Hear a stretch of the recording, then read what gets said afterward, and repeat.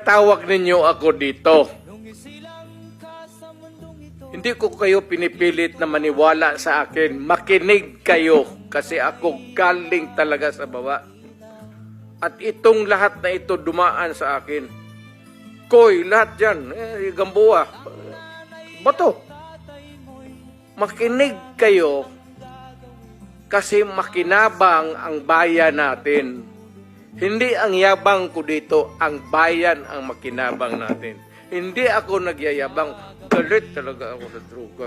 Kasi sinisira nila ang bayan ko.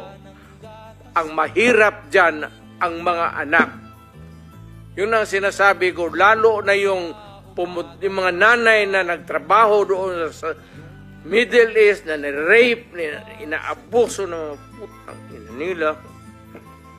Tapos magpadala ng pera dito para sa pag-aral ng mga bata.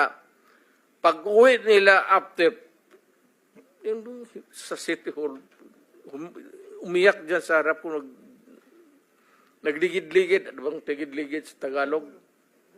Gulong-gulong dyan sa harap. Kasi yung pinapadala ng pera pala na, yung dalawang anak niya, babae, puro doon sa droga napunta yung... Kaya kung makita mo, ewan ko, hindi kasi kayo sa babae. Kung ikaw ang mayor, makikita mong ganon ang sakripisyo ng tao, dugo, pati pawis. Tapos ganon lang ang mangyari sa kanya. Ako ang nakikinig sa istorya dito. Ako yung mayor. Ako ang nagsasabi, I will protect the city. Ano? Putang, pagkahipokrito ko naman. Wag na lang ako mag-mayor kung wala akong gawin. Kaya ang daw sinabi ko, stop or patayin kita. Magdiretsahan na lang ako. Total, akin lang naman to. Allow me because yun ba talaga ang totoo. Ang ganap ko, huminto kayo, papatayin ko kayo. Putang ina ninyo. Yan ang totoo. Bitawan na natin.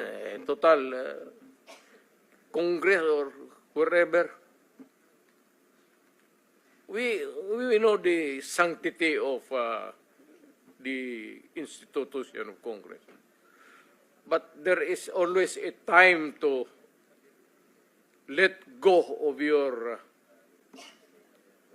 At alam yan, puro alam ng pulis yan. Yan lahat na nakaupo dyan, yan,